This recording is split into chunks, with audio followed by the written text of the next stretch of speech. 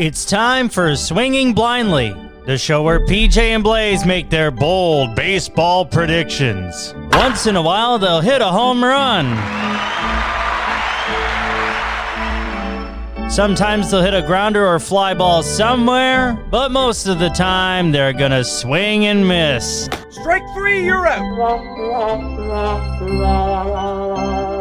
Here he is, stepping into the batter's box, the man with the plan, who roots for a team with a late legend named Stan. It's not unusual for him to lead off, PJ Geary.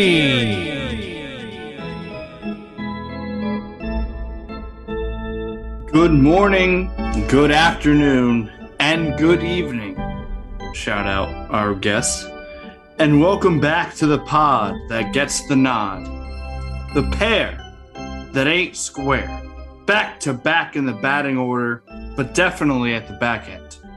It is PJ and Blaze, the guys who are swinging blindly for the fences and don't give a damn where it lands. Welcome back to the Swinging Blindly podcast. I am PJ and my co-host, Blaze. Oh, hey, sorry, I missed my cue there for a second. PJ, how are you?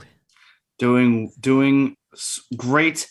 And you know what? Before we even introduce our guest, who is someone who we've had on the show, and Blaze, I'll let you say your piece as well.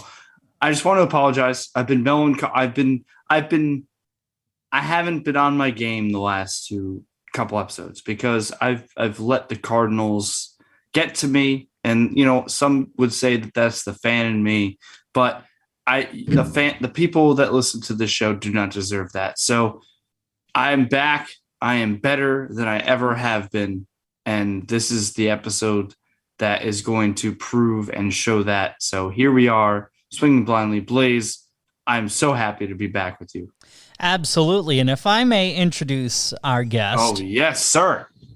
And by the way, the next 55 or so minutes will be the jury on whether you are back and better than ever. Because I do have to be that guy that challenges you a little bit, as well as our guest here, a fellow Yankee fan like me, been on the show a couple of times. He did a great job of dealing with my 99-mile-an-hour heat up and in at him the first time he was on. He didn't shy away. He didn't step out of the box. He didn't strike out or wimp out or any of that, or, go sit on his bidet or any of that. He is the man, the guest of the hour, quite literally, Brett Monroe. Brett, welcome back to the show, my friend.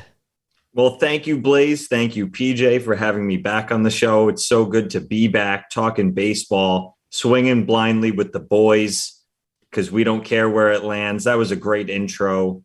I'm happy to be back. And my oh my, has baseball changed a lot since the last time I was on this show. And for the better.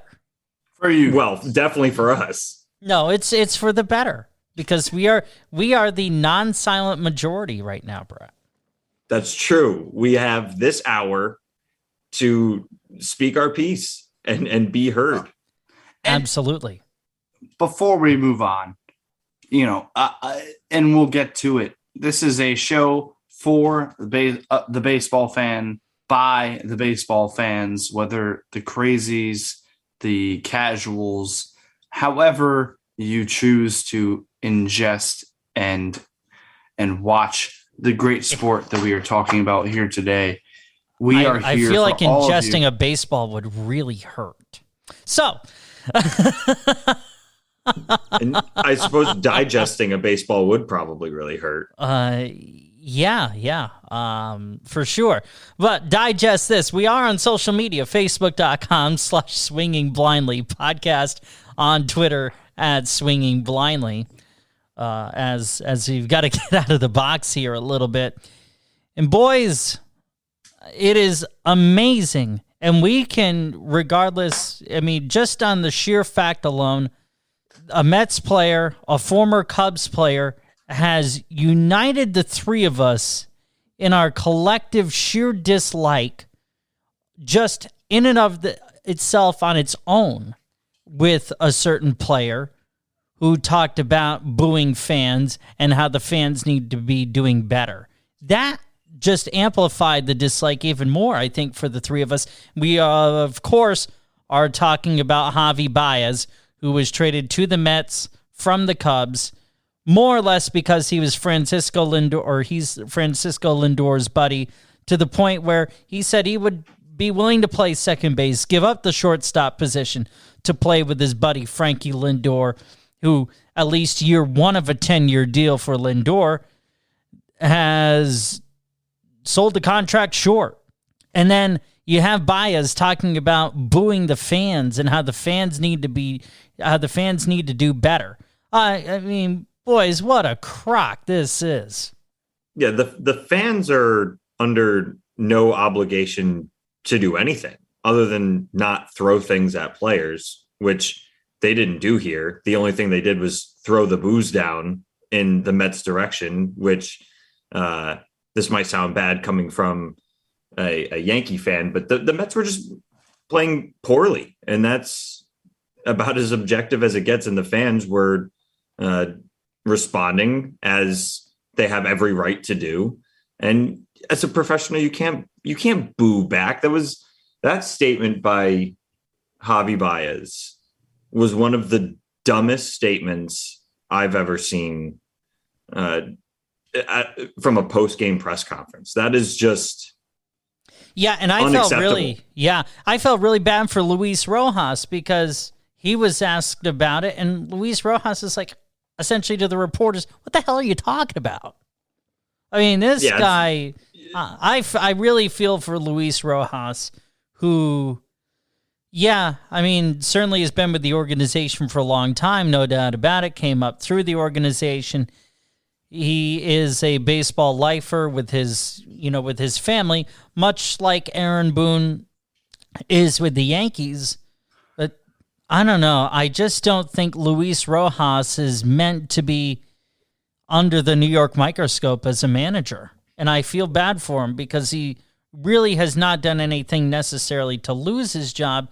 He just seems like he's kind of floundering. I mean, yes and no. I mean, the Mets changed everything from the top down. It's not even the Wilpons anymore. It's Cohen now. And a lot of Mets fans were excited because they thought things were going to be different than what they had been experiencing under the Wilpons. And here's sort of the same thing that would have happened regardless. So I don't know if it's fair to say that Luis Rojas should have a better handle on a player who's only really been on the Mets for a cup of coffee so far. I guess he can't do the talking for everybody. It's kind of just personal responsibility at this point. If you're Javi Baez, you can't just, even if that's what you feel in your heart, you can't say that to a reporter. And then you can't get mad at the media for reporting what you said. And what are they just supposed to do? Throw that comment under the rug? Like, you made an inane comment about a gesture. I mean, just lie, or I don't know, but don't tell the truth in that situation. It's just terrible judgment. I guess I find it a little unfair to blame Rojas for it, though. I'm not blaming Rojas. I just see a pattern where he doesn't know. It just seems like he doesn't have a great pulse on his players. That's really all I'm saying. I mean, PJ, from your standpoint as a Cardinal fan, in what Javi Baez said, what do you think? Yeah, I mean, I'm not a fan. I think it's tough.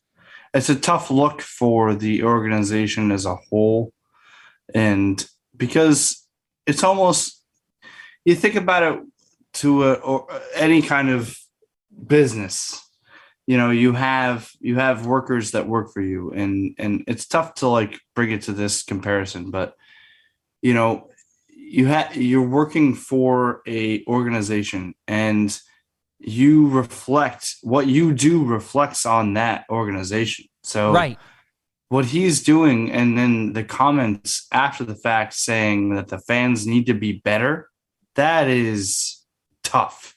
That is a tough, and Brett, I think you had said, it comes down to how these things are portrayed, and obviously there are truths that are all over the place. But one truth, one fact is that Javi Baez said that the fans need to be better, and that is a rough accusation for a baseball player to make. And it's tough.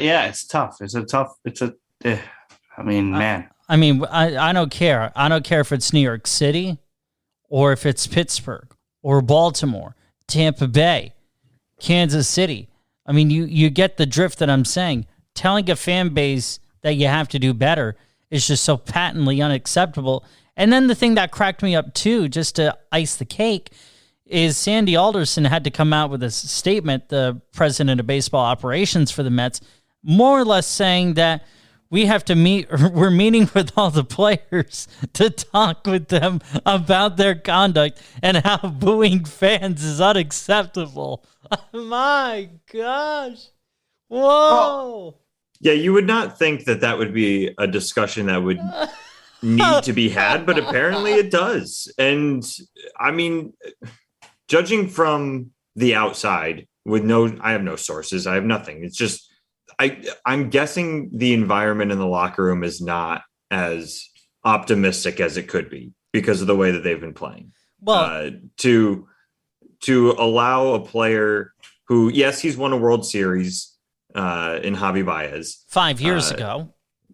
Still, so some of the guys that haven't on the Mets, maybe they look up to him, maybe they don't. I don't know, but he hasn't been there that long, and to get Francisco Lindor roped in, and it's just a bad situation because Javi Lopez is not Javi Baez going to be back. There's no way. Javi Baez. There's no way he's re-signed.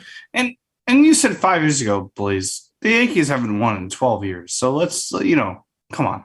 I mean, that's way more relevant. His World Series win, not to defend him and what he did, but just you said 5 years ago. I mean, Yankees haven't won in 12 years. Yeah, but before then they hadn't won in.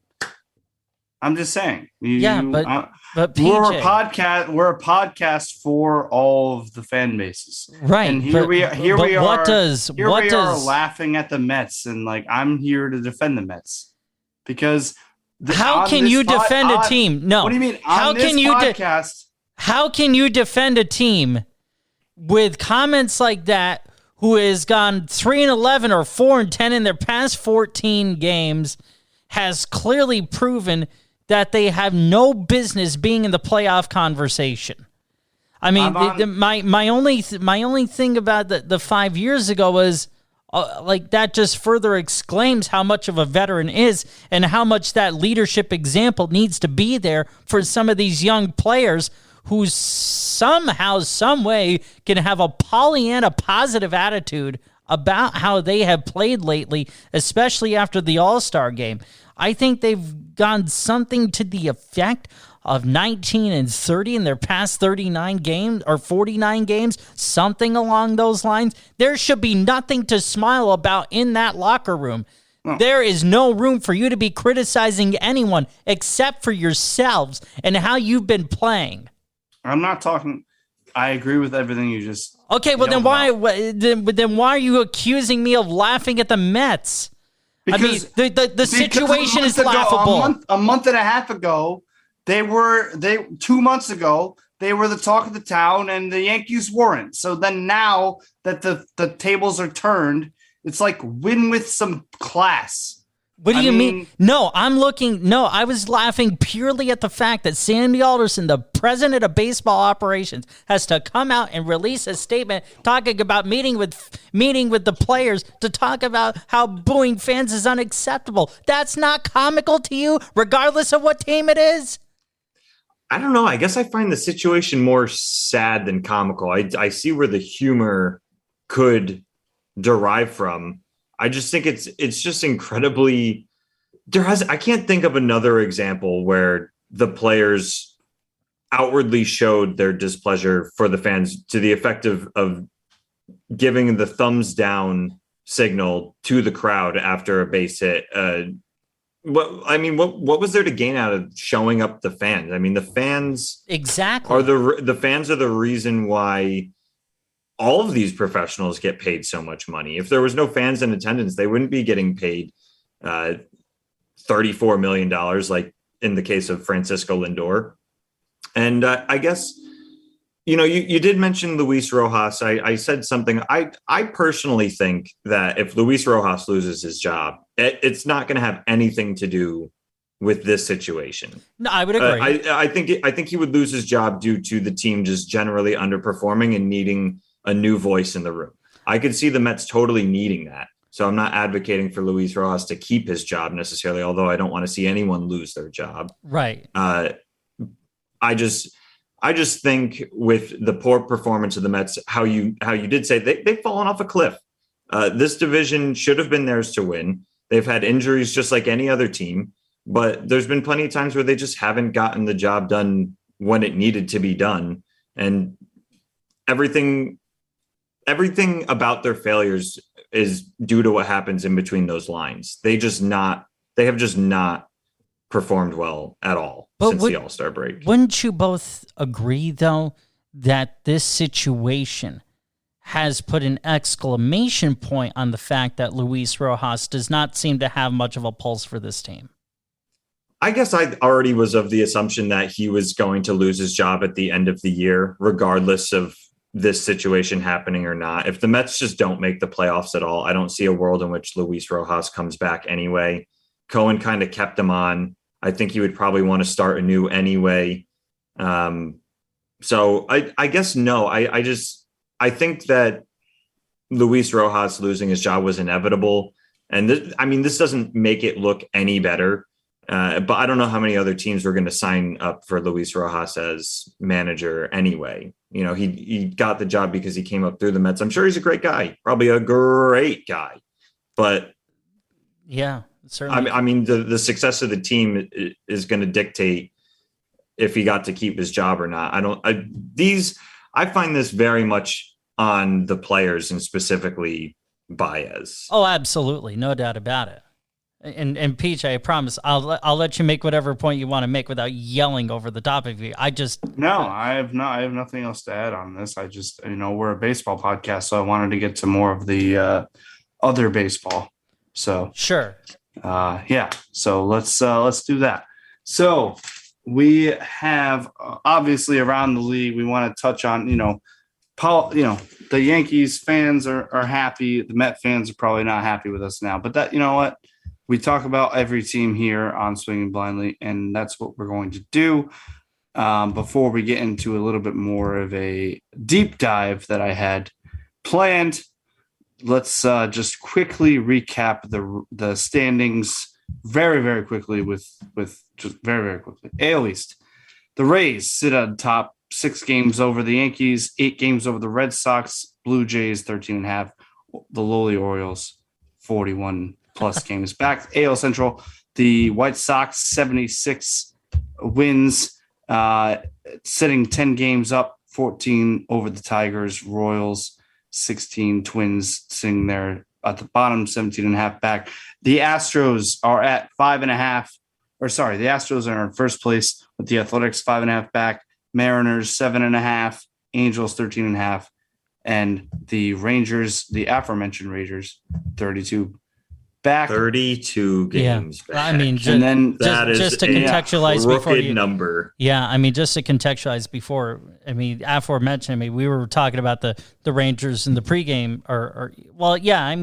kind of our pregame sort of, banter, if you will, before we came on, because, Brett lives down in the Lone Star State. So just to kind of contextualize, the afor part there. Thank you there. And the NL East, the Braves sit 4.5 above the Phillies, Mets 7.5, Nationals 15, Marlins 16 games back in the lowly NL East. Let's just call a spade a spade. In the NL Central, the Brewers sit 8.5 games above the Reds, 12 over the Cardinals, 22.5 over the Cubs, and 31 over the Pirates. And then the NL West, one of the best, or just the top 2 at this point, and still top 3. The Giants sit 2.5 games above the Dodgers, 15.5 over the Padres, 24 over the Rockies, and 41 over the Diamondbacks. So what I wanted to get into was just for the next 2 weeks, because we probably will not get a third before the playoffs really get going. So we'll do a deep division deep dive, however you want to word it, the triple D's here. And we're gonna start with the AL. And we're gonna do the AL because of the Yankees, because of you guys, because of both of you being on the show today. That is why. And we'll tackle each division in the AL really quickly, with obviously some emphasis on the East. But let's just start the left coast. We'll go to the AL West. The Astros, as I said, Astros, Athletics, Mariners, Angels, Rangers. Guys, what is our thoughts on the West? Is there a chance for the Athletics to take over that, or the Mariners? I mean, only 7.5 back. Do we see a challenge for the top spot, or will we get potentially 2 wild cards from this division? A lot to talk about for the West. Well, I mean, I think first what we really should do is, at this point, I mean, the teams that have frankly played themselves out of the playoff conversation, I really think we should, I don't see why we need to give them a lot of plug either. But I mean, it is interesting. I mean, the A's, I mean, they came back and split the series with the Yankees.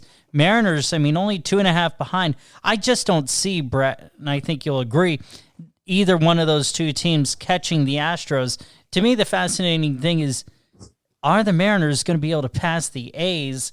And as the Red Sox continue their little bit of a free fall, it's going to be interesting to see how those three teams, meaning the Red Sox, A's, and Mariners, how that positioning kind of jockeys itself out. I think Toronto is just, I don't think they have the horses to keep up, in this conversation. Yeah, I mean, I would tend to agree. I would say that, I mean, the Athletics could make a run at the Astros. It's not impossible. It's certainly not mathematically impossible. No.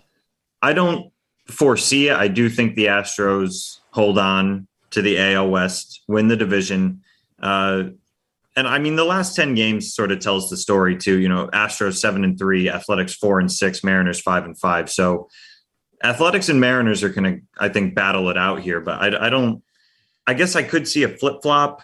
And I mean, who would have thought Seattle would be doing? But I mean, at the same time, from the the entire wild card picture, the Yankees can't put anybody in their rearview mirror. I mean, they're only 2 games up on the Red Sox, 4.5 up on the Mariners. So it's going to be a tight September, and all of these teams are going to have to continue to play well. I would give the edge to the Astros to win the West. Yeah. PJ, what do you think? Yeah, I mean, I think we're looking at the Astros probably coming out the West. Obviously, the White Sox out of the Central, and then I think the AL East, even though it seems long right now, it's and you guys can speak more to it. The Yankees are surging, but the Rays, man, the best team in the AL, and there's the 2 best teams in the league, I believe, sit in the NL West. Yeah, I mean, win just percentage wise, it's the 84-46 Giants and the 82-49 Dodgers, and then the 82-48 Rays. So they're number 2 in the majors. So it's tough. It's always weird to see the Rays at the top of the division, especially at the top of a league. But honestly, it's something we need to get used to, and I'll give you just a little bit of a snippet stat here, if you will. When the Yankees had their 13-game winning streak, which was snapped the other day on Saturday, Tampa Bay went 10-3 during their 13-game stretch, the same stretch of time that the Yankees had their 13-game winning streak. So as well as the Yankees played, they only were able to gain 3 games on Tampa Bay.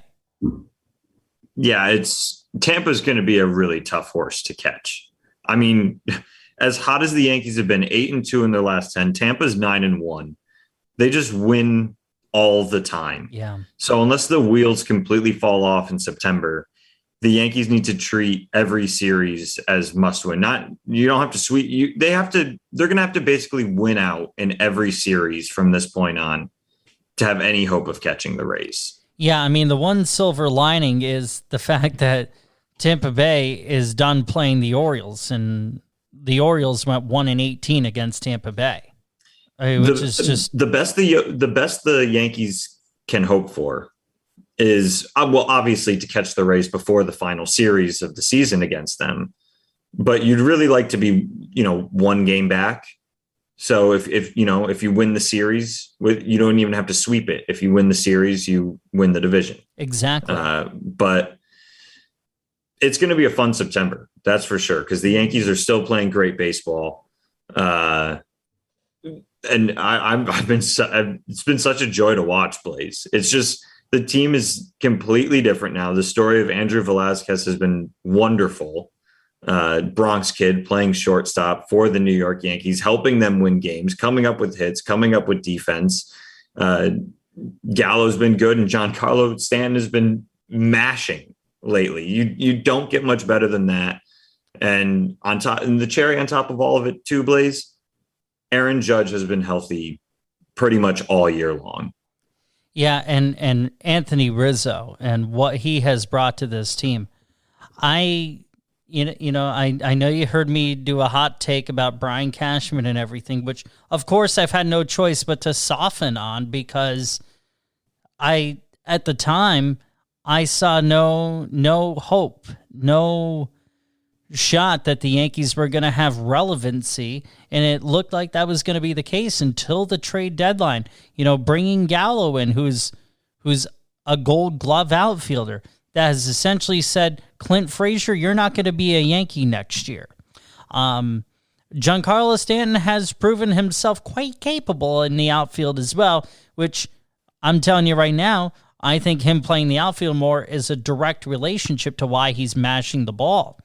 Anthony Rizzo, I mean, and just the first base play that he, and the play that he brings to the position, a substantial upgrade over Luke Voit, to the point where, and Velasquez, love him, to the point where I will say this: if the Yankees trade both Gleyber Torres and Luke Voit, I'd be perfectly happy with it.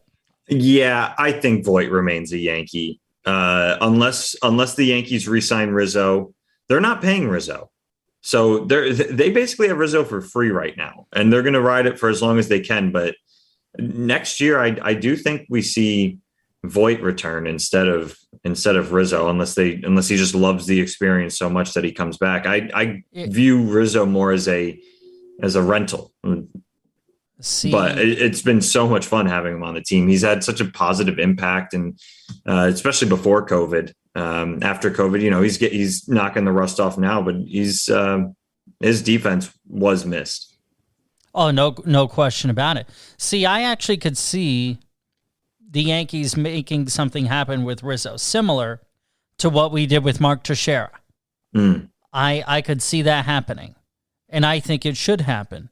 I mean, Andrew Velasquez has proven himself to me, and I'm normally not someone who says you lose your job because of injuries, but Gleyber Torres really has shown nearly nothing, not just in this stretch of this season, but last year as well. It almost feels to me like the 38 home runs or however many he hit in 2019 was sort of an outlier. Yeah, I mean, we will have to see. I've been a huge fan of Velasquez. I also think I would be remiss if I didn't give Tyler Wade some love as well. Absolutely. Tyler Wade has been amazing lately. Finally getting regular playing time. And I believe I saw a stat. I don't know if it still holds true to this day, but during that winning streak that the Yankees went on, Tyler Wade was leading the team in overall WAR. His contributions should not be brushed aside. And I think Tyler Wade has earned himself a spot on this team. I completely agree, and I think your cat agrees. That is your cat, right? Yes. Yeah. Oh, yeah. That's my cat. I guess his favorite player is Tyler Wade. So that's good to know. Good to know. There you go. Wade. Good to know. Now I know what to buy him. Wade. I think his birthday passed, so I guess Christmas would be his nearest time. I guess I could spoil him and get it whenever I want. A Tyler Wade jersey for the cat. He is your kid after all. Yeah. Yeah. Well, how about that? How about that? Your cat loves Tyler Wade. Who knew, man? I had no idea. I didn't know who his favorite player was up until this point. Mystery solved. Yeah. Big things happening on Swinging Blindly. Yeah.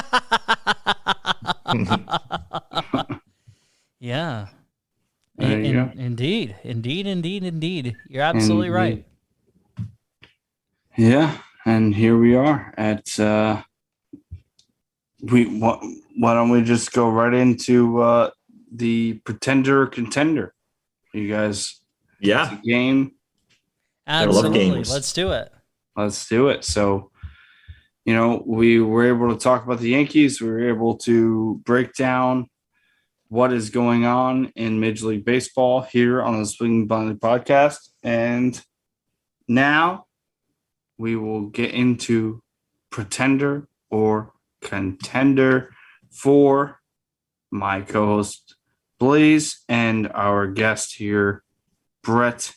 I'll throw out a team and you will tell me if they are a contender or pretender. I feel like it was probably self-explanatory, but here we are.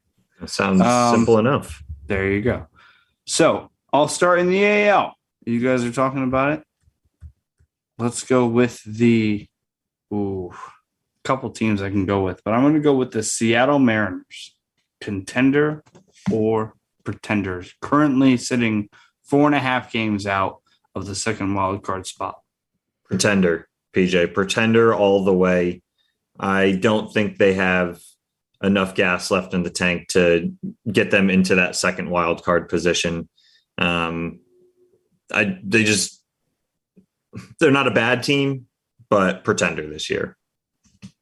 I think Seattle has had a really good run, but I do have to agree with Brett. So to quote the Platters, oh yes, I'm the great pretender. I felt like John Sterling quoting a song from the 50s. Yeah. I love it. From the NL. I mean, we've talked about them, but I think the people who might be listening to this right now might want us to say this. So, the New York Mets. Pretenders. All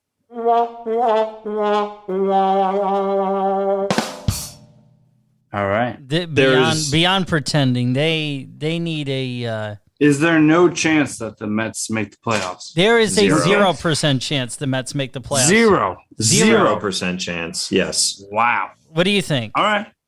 I totally agree. They're currently sitting 7 games back of the second wild card spot in a division where they're gonna have to win it because they've got no shot at the wild card. Because isn't everyone in that division worse than have a worse record than the funny thing is, actually, now that you asked, the Mets are 7.5 games behind the Braves. So they're actually closer to the Reds by half a game. And I mean, negligible, I suppose, but every game still counts. And I mean, the Braves, I guess they're catchable, but no. I don't see the Mets even nabbing the second wild card spot, let alone the NL East. Yeah, I mean, I don't see them even remotely sniffing it. I'll just make another exclamation point on the Mets. I mean, the Braves, they had to retool their entire outfield because of injuries. And the Mets just sort of stood there on the sidelines. Yeah, I mean, it does help when Ozzie Albies is still up near the top of the league in extra base hits. That'll still help you win games even with Acuna down. You still have Freddie Freeman. They're still a good team. And the Mets just did not take advantage earlier on in the year. when Lindor was not playing well. They could have perhaps built a nice little cushion for themselves, and instead they are now deep in the trenches, and I don't see them finding a way out. Yeah, PJ, what do you think? Yeah, I mean, I think there's a big gap there, and a lot of the teams here, as the research went, a lot of the brink teams, it's tough to see a path for a lot of them to get up to playoff contention. But such is the podcast life, and we will continue. And Okay, I'll give you guys a team. I'll give you guys a team here: contender or pretender. Let's see here. I'm going to stick in the National League and say the St. Louis Cardinals. yeah, that was tough. If you didn't do it, pretender. I was gonna do it. No, I mean pretender, and that was that. Pretender from your boy here, PJ. I'm going to take the glass half full approach. I'm going contender. I think they can even. catch the Reds. Not They're even only close. 3.5 back right now. Paul Goldschmidt's been playing great. If they can string a good series of they're 5-5 in their last 10. So if they can improve that just a little bit, 7-3, 8-2, and start gaining some ground on the Reds, who are only 6-4 in their last 10. Nope. The Cardinals could make moves, and they have an entire month They to could, do it. right? They could. They could. Contender. Yeah, they could. See, Brett, their this season is what their season is not. They could. done. They could. Brett, see what I mean? Like it's been like dragging him through the mud the past few episodes. Like, Yeah, you they see can what I do it. mean? You know, I have faith in your team. They can reach the second wild card. The division's not happening. The Brewers are going to win the NL Central, but the second wild card spot, the Cardinals have just as good of a chance as the Padres, the Reds, or the Phillies to win it. I would even. probably. They just need a strong month of baseball, and Potentially. it's not impossible. I would even go as far as to say that the Cardinals have a better chance than both the Padres and the Phillies because, I mean, the free fall from grace that the Padres have had, has been unbelievable. You guys don't know, like the schedule for this team is they wasted their time against bad teams, and now it is. Well, I mean, what is it here? It's the Reds starting here, and then what do we got here? Perfect chance to make up some ground. Against what do you mean? Against the team that is in the front team of you're them? chasing is the team that you want to play. But then it's Brewers, Dodgers, Reds again, Mets, who hopefully, and that's in New York. Hopefully, I'm at one of those games, but still a team that I'm not like, even regardless of what they got going on right now. Still a team with some dogs on that team. Then we got the Padres. They got the Padres. Then the Brewers, Cubs, Brewers. Like it's done. It's done. And you know what? There's winnable series in there. I'm not going to apologize for being upset with my team because it is what it is. And that's just the way that baseball is. And never apologize for being passionate. But No, I disagree. I think the Cardinals have a chance. That's All fine. The series you just listed. Go ahead. If they beat the Reds, they have 2 series against the Reds, the series against the Mets, the series against the Cubs. And you never know if they happen to string some good games there against the Dodgers. The Brewers are going to be tough, but there's enough time. Well, I know. I said of course the Dodgers are going to be tough, but if you can happen to win one of those series, you're in good shape. Look, doing this, I tried to come back and be positive, which I have been, not about the Cardinals, but about baseball in general. It's exciting to see what we have cooking with baseball because the parity is here. The Brewers are looking great. The Braves, who, parity, people might say, oh, the Braves. But no, the Braves have not been good for a long time. and the Mets are still there. Then in the AL, we have the Rays, who are looking great. The White Sox, who haven't been relevant in a while. The West is whatever. Look, the baseball is in a good spot right now. It doesn't matter. It doesn't matter what happens here or there when it comes to the Cardinals, the Yankees. It doesn't matter because we cover everything. But that being said, I completely agree with you about the parity in baseball, and I'm sorry if you guys saw me abruptly get up. You could tell I was dealing with some hiccup things and needed to grab some water, but it just I was able to hear everything, and I do agree with you about the parity in baseball. It's absolutely fascinating, and frankly, I mean, Milwaukee to me is one of the big teams to be in the National League. I mean that top three, man, with that rotation, that I don't want to face them. I wouldn't want to face them at all. Playoff race aside, yeah, the Brewers look like they're going to be the NL Central champions, contender or pretender, real shot at the World Series. Milwaukee Brewers. I would say contender. No doubt about it. For sure. You think they have the firepower to take out the Dodgers or the Giants? For sure. I can 1,000,000%. Pete, I mean the balance of the Brewers is you really can't get more balanced than what they are. Great pitching, great hitting, great defense. I have not seen a flaw with this team. I mean, PJ, you've watched them more because they're in the Cardinals division. What do you think? You say I've watched them more.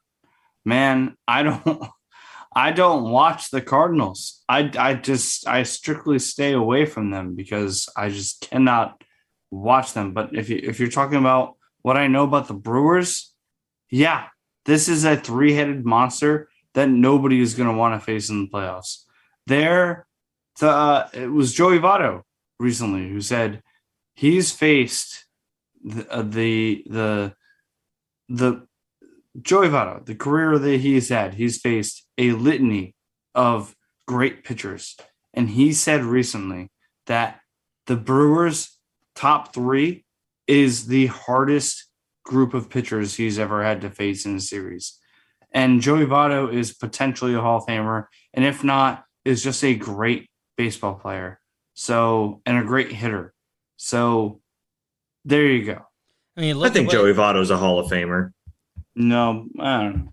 I would tend to lean more toward you, Brett. I mean, right now he's certainly borderline. He's certainly borderline.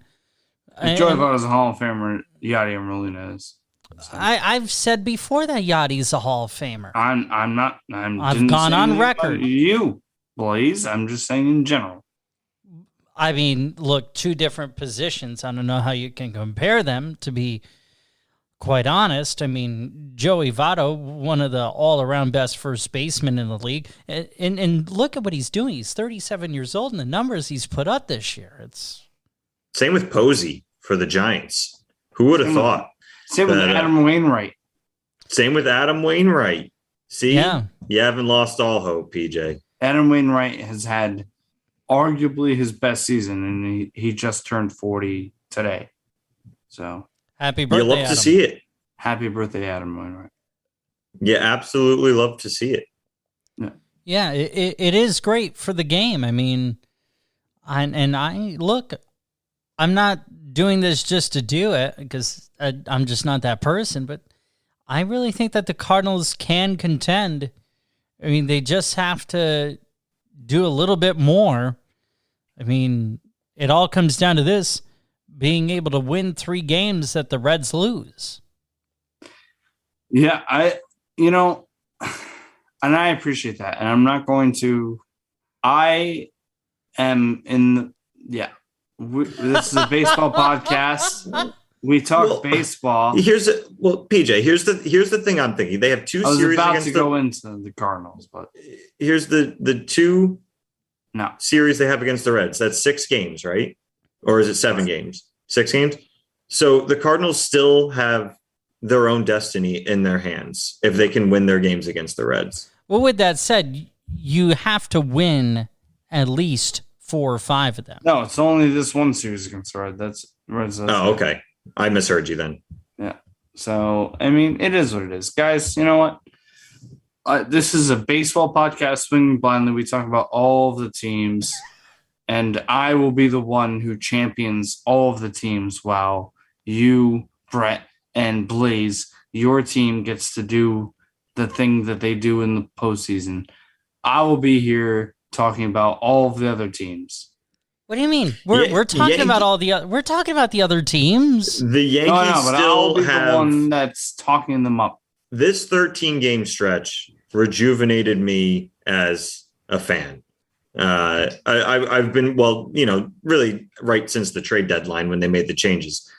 But they have a lot of work to do. They can't let off the gas pedal. They have every game is going to matter. Do you guys know what their record was since the trade deadline? I know it's something ridiculous. It's really ridiculous. Really gosh darn good. Was it like 33 and like the opposite of the Mets? Like 33 and 19? 30 and 11. 30 and 11. I mean, that's winning 75% of your games. That's and the fact that we've only gained just a handful of games on Tampa Bay. I mean, look, I'll talk up some other teams here. I mean, the White Sox. The White Sox, as good as they are, I mean, granted, the rest of their division sucks. You can't tell me anything different, and I don't mean that disparagingly. Look, you are at this point, to quote Bill Parcells, you are what your record says you are, especially at this point of the year. I mean, you look at Cleveland; they're barely above 500, like hovering around 500. Everyone else in that division is below 500. At least 5 games below 500. So the White Sox should be beating up on this division the way they have. I mean, the Yankees won 5 out of 6 games against them. We beat the Astros, 4 or 5 out of 6. The A's, I believe we were 4-2 against them.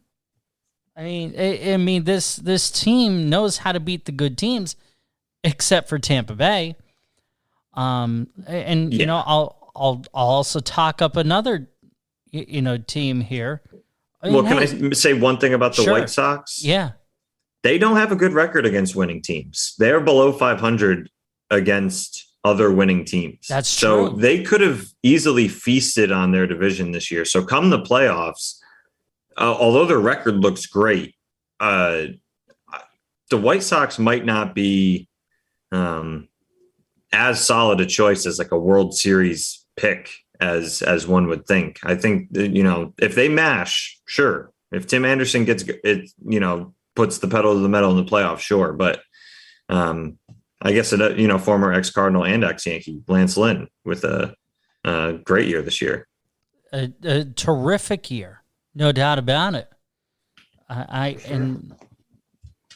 Look, I'm just skeptical. I guess I'm just skeptical about the White Sox. They could be fine. Their record against winning teams, maybe it won't matter come playoff time, but it is below 500 as it currently stands. So that is concerning. Yeah, I mean, for sure. And look, they're going to use this time as they should. They should use this next 5 weeks to rest your players and get healthy, because you're going to win the division. You're going to win it. I mean, there's no ifs, ands, or buts there. You're going to win that division. Seattle, I think we have to praise the Mariners and talk them up, because normally they're way out of this thing. And right now they're nipping at the heels of the A's. Yeah, nipping at the heels. But don't they have the longest playoff drought in pro sports? They have not been in the playoffs since 2001. 2001, yeah. Yeah, I believe that's the longest stretch of time that a team has not made the playoffs in out of the major four sports. I believe that's the longest drought. I believe you're right. The A's? That's not good. That's no bueno. No, it's That's motto. not, in the words of Joe Girardi, that's not what you want. No. But hey, I mean, I was ready to say that Scott Service was, deserved to be fired, but he has been more than serviceable. Yes. Oh, Yeah. give yourself a hi hat for that one. Yeah, there you go. I mean, that's that's what we come to expect from Blaze. You know what? If you were a Met and I was a Mets fan, you'd be booing my appreciation for that joke. Yeah, for sure. Yeah, absolutely. Thumbs down. But you know what though? You never have to worry about us pulling a Javi Baez.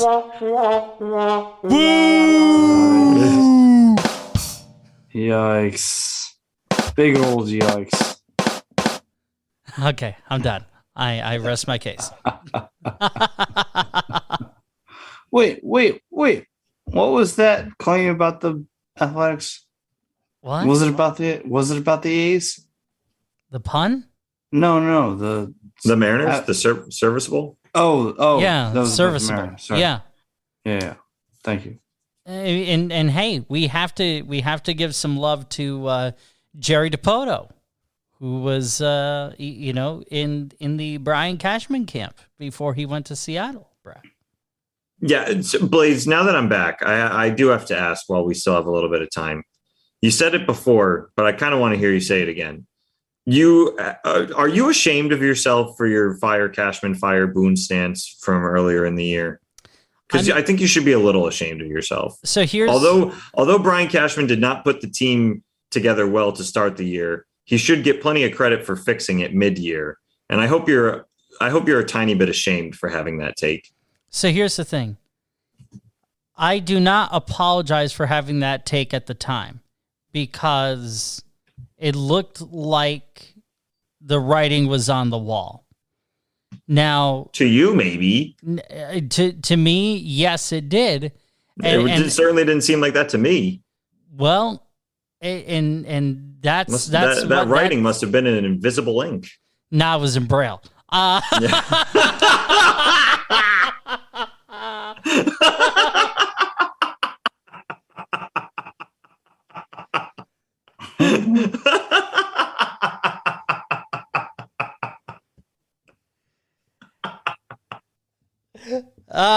You walked right into that. And yeah, you know what? So maybe you did read the writing on the wall. I mean, here's the thing. I was looking at things objectively, and I just didn't see a way out. But yes, so I do not apologize for having that take at the time. Now, has my opinion changed based on how things have gone? Yes, I think it has changed. I think, you're seeing, and look, the team playing as well as they have, yes, that makes Aaron Boone look better. I am not someone who says that a manager looks really good when a team is winning and looks really bad when a team is losing. No, I don't feel that way. And honestly, my criticism was more for Cashman than anything else. But certainly, I mean, at least on a regular season level, right now, to me, Brian Cashman gets a B. A B? Yes. Not even a B plus? I guess you are factoring in the entire first half as well. So I suppose that would be fair. I'm factoring in the season as a whole. Right now, to me, Brian Cashman is that's actually a fair B. grade upon second reflection there. Yeah. I mean, he did do enough to get the team to claw itself back into wild card position when they had all but been projected by most outlets to outright win the AL East. And, that with as well as the Rays play, I don't know if that's really attainable at this point. So they just got to gear up. And more importantly, the Yankees have to keep winning games, keep the pedal to the metal, but they also have to stay healthy. Because if they run themselves out of gas and then have to play in that 1-game play-in series, I mean, anything could happen at that point. I mean, they might have to take every game so seriously that maybe we have Nestor Cortez, or they rather have Nestor Cortez starting that 1-game playoff instead of who you would want going that game, which is possible AL Cy Young winner or nominee first, Garrett Cole. Well, Garrett Cole is the only American League pitcher to have 200 strikeouts and 13 wins. And actually, I'm of the opinion right now, if the Yankees were having to play the wild card game today, and I am saying this from a place of we have 2 minutes and 15 seconds left, but I want Tyone starting game 1. That way I can... You want Tyone starting the wild card game? Right now, yes. Yes, okay. That way I can have my best Garrett Cole for game 1 of the next series. Yeah, yes. But that would be, I guess you're just of supreme confidence that the Yankees couldn't lose the wild card game. In that wild card game, you have to play like there's no tomorrow. To me, if Cole is available, you have to start Garrett Cole. I understand. To get to that one, I mean, you would burn him for game 1, but you can't manage for a game that you don't know if you're going to play in. Yeah, I just don't think that, we should be putting ourselves in a position to immediately put ourselves behind going into game 1. Yes, no. I am very confident that the Yankees would win that game. I absolutely am, because I just don't see the Red Sox winning that game. I don't see the A's winning that game. But, I mean, that's just me. Look, guys, we have about a minute left, so PJ, last licks for you. I love everybody who listens to this, and thank you. We swing for the fences, and we literally do not care. We swing blindly because, look, I am not the most athletic man, and Blaze is Blaze. And we swing for the fences, and we don't care where it lands. Right. That's what we did. And Brett, neither do you, right? No, and we represent all teams. Absolutely. Well, boys, this has been great. Thank you very much. Swinging Blindly via the Pacifica Radio Network and wherever you get your podcasts, as well as on social media, facebook.com/Swinging Blindly Podcast, on Twitter @Swinging Blindly. No social media, no problem. Swinging Blindly Podcast @gmail.com.